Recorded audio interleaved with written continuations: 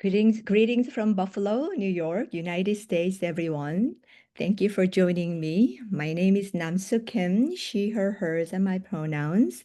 And I am a clinical associate professor in the Graduate School of Education at the University of Buffalo, the State University of New York.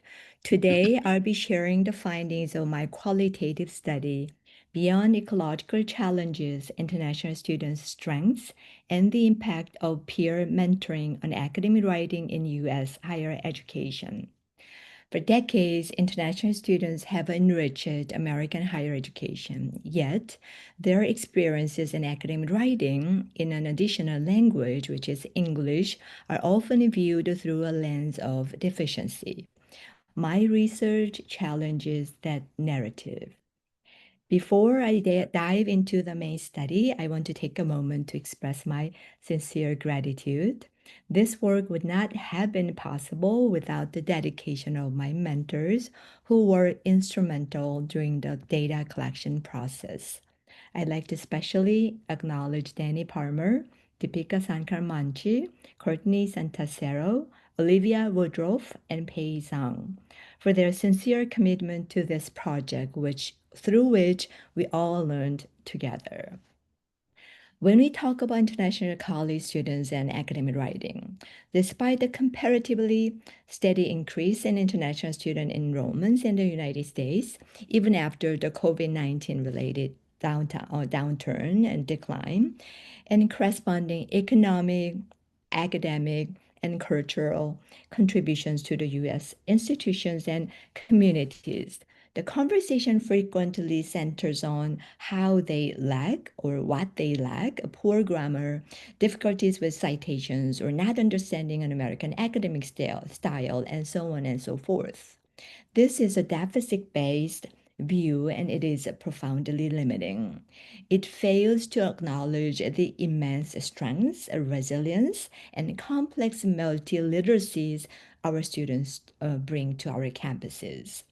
This study also intends to fill in the gap in the literature on the potential of peer mentorship as a targeted and culturally responsive form of high impact practice. The overall question that this study intends to address is how do culturally diverse international students actually negotiate these ecological differences, the language, the culture, the academic expectations as they navigate academic writing? And how can we move beyond simple remediation to truly transformative support?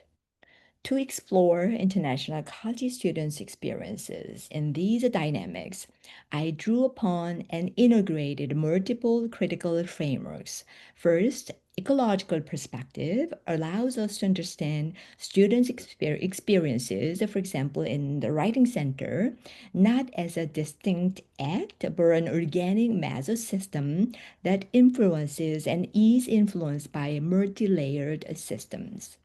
Also grounded on self-transformation theory, this study views learning as an active, continuous process where the individual changes and is changed by their environments. We are not just looking for students to adapt or assimilate, but to transform. Also, the principles of culturally responsive teaching mandates that we see the students' cultural knowledge, identities, and funds of knowledge and identities and resources, and their lived experiences as a resource, not a hurdle, and design institutional support that is meaningful and contextualized. Your name is Ab. Iterated approaches allowed me to investigate students' transformative strategies, not only difficulties as they learn to write a new genre in an additional language, as well as the impact of peer mentorship designed with these principles in mind. Now, just briefly, let's look at how the study was conducted. To truly understand the negotiation of ecological differences and the transformative strategies used, I employed a qualitative case research design. This approach allowed me to generate and develop rich descriptive data from the perspectives of the writers and their mentors. And this focused exemplary case study involved 12 students from diverse cultural and linguistic backgrounds. And all of them were enrolled in a large public university in Western New York, known for its international student enrollments. Two of the participants are doctor students who work in the writing center and are recognized and acknowledged as excellent or best past peer mentors among international mentees. That I am All young. participants are racially minoritized students, which makes their strengths shine even more. The primary context for the research was the peer academic writing consultation experience. And after the institutional review board's approval was obtained, I collected data from multiple sources: online background surveys, semi-structured interviews, and observation, writing artifacts, and reflections. And most of all, I learned a lot when I met with each of the students multiple times for extensive, in-depth interviews. This was essential for capturing the nuanced details of their perceived and actual difficulties and also successes, their self-efficacy beliefs, and their lived experiences. And I also observed, with their permission, non-intrusive observation of their mentoring sessions, group sessions, and also one-on-one sessions to understand the actual dynamics of their culturally responsive support being provided. And with permission, I was able to read and understand their journey through their writing samples and their reflections on the process. And data after they were collected, I analyzed using thematic analysis. The systematic process involved several rounds of coding and theme development using NVivo 12. And Kakek this lagi rigorous jadi methodology tinggal lupa. ensures findings are firmly grounded in the rich, I'm sorry to authentic. interrupt, but can someone turn their mic off? They keep interrupting. Sorry. Can I continue? Go ahead, please. Thank you. Thank you. I was talking about my methodology. I appreciate your patience. This rigorous and systemic methodology ensures that my findings are firmly grounded in the rich, authentic experiences of the participants, and that allows me to build an asset-based picture of the international student writers and their peer mentors. And today I present select key findings and student voices, mainly from the in-depth interviews. One key finding right from the start was a stark difference between the deficit narrative and the reality of the participants. My research highlights the assets these underrepresented writers possess. They are highly motivated, driven by significant personal investment. Anozi from Nigeria, studying education, she says, I felt like I was just fair enough, but then I wanted to be way better than I am. Internal drive to excel is her strength. And also, as self-efficacious learners, students demonstrate strong self-awareness and belief in their ability to succeed. As Damin, one of the peer mentors from South Korea majoring in English, she reflects about her mentees in the writing center, whom she met and then supported. I think one of the most important factors that plays positively in consultations is the student motivation and their investment in their writing process. And strategic and resourceful they are. One of the main strong self-directed learning strategies is Ping's strategic use of technology, which she learned about during the peer mentoring session. To Ping, a mentee from China majoring in educational leadership and a frequent visitor to the writing center, Yu too becomes an academic writing resource. She shared how she learned how to write the daunting literature review by watching YouTube videos recommended by her mentor. And Alana from Turkey, majoring in quantitative methods, shared her personal reference tool to record and expand academic vocabulary and phrases. And I relearned that this asset-based foundation is essential and that we must first acknowledge our international students' strengths.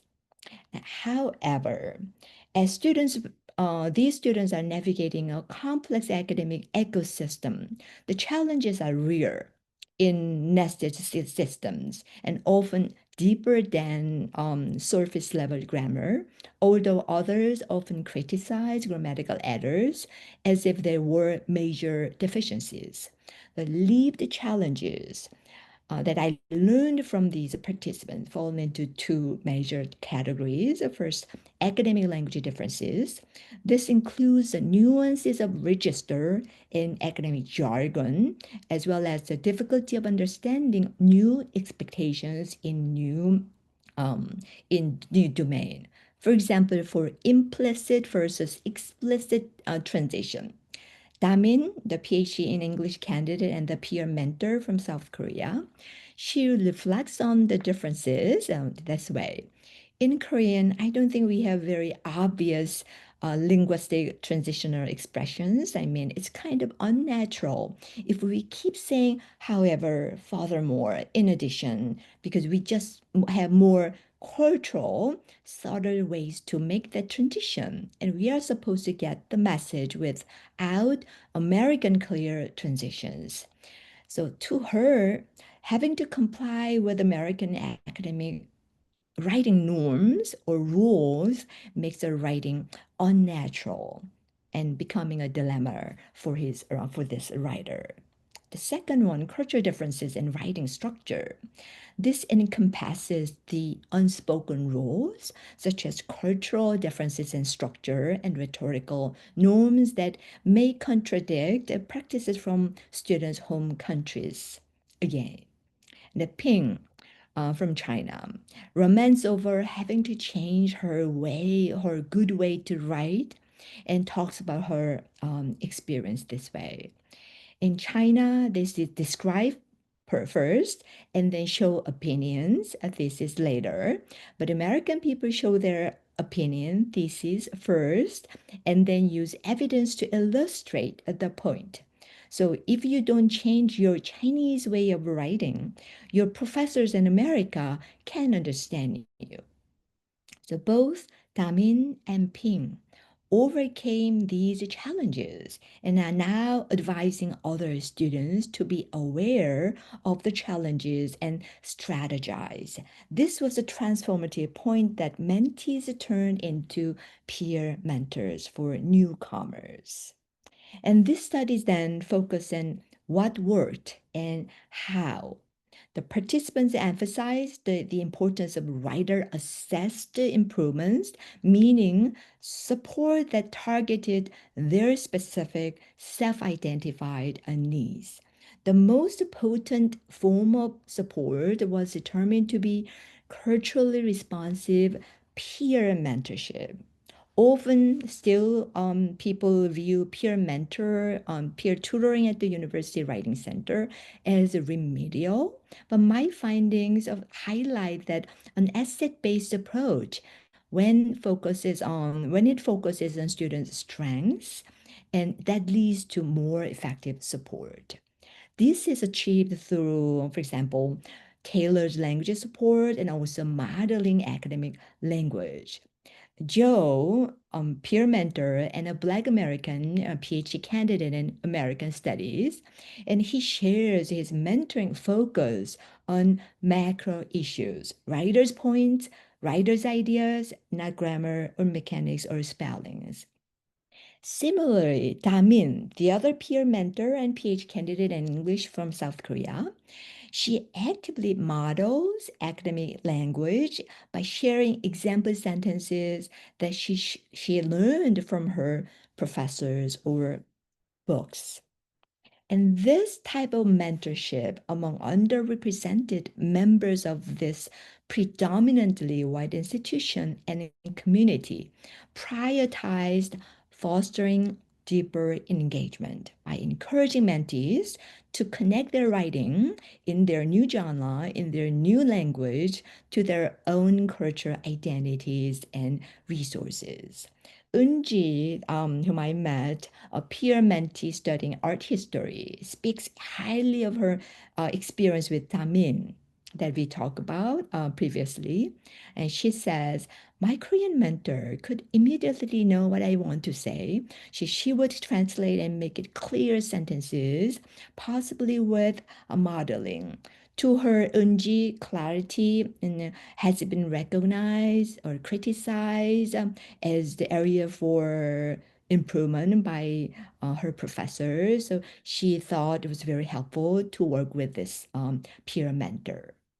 And Joe, one of the highly reputed mentors among international students, shares his strategies is to listen actively, patience, ask questions and questions until he understands. That leads to fostering trust. I remember one of the mentees say that he didn't want to go back because of the not desirable dynamics with other peer mentors, but this person, Joe and Damin, were recognized as the best because of the way they are interacting with the mentees, culturally responsive, fostering trust. This essence of this powerful peer mentorship that positively influences mentees' academic writing and development seems partly or mainly to lie in utilizing diverse cultural identity as a resource, listening actively, and fostering trust. When peer mentorship shifts from remediation to being culturally connected and responsive, it seems to foster significant growth for both parties, which we will now see. The outcome was mutual transformation. Both mentees and mentors reported significant growth. Mentees showed noticeable improvements in writing competence, accompanied by increased confidence, self-efficacy, and internal validation, as is shown in the experience of Yun, a Chinese mentee studying education. Both mentors, Zhou and Damin, developed a deeper understanding of inclusive teaching practices and, interestingly, recognized the Writing Center as a sanctuary, a safe space for inclusive dialogue and collaborative cross-cultural learning. In conclusion, this study calls for a reframing of the discourse around international student engagement and success, and acknowledging their strengths and the value of targeted peer mentorship. These findings carry crucial implications for how we can reimagine higher education. To repeat, we must actively move beyond the deficit view of international students and instead recognize their strengths and the value they bring to our campuses and our communities. This is a fundamental philosophical shift that we should make.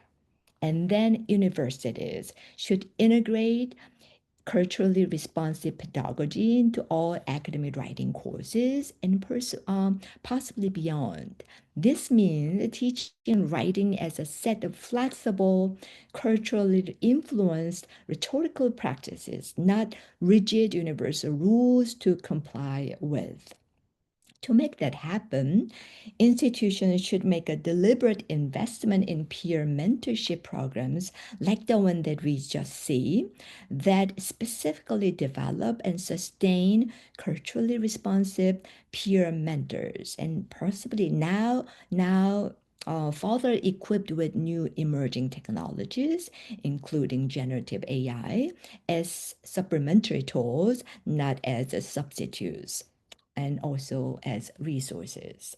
This type of institutional support as a high impact practice will validate the assets that we already have among international students, and that practice and that direction will promote a truly inclusive campus environment ready for student success.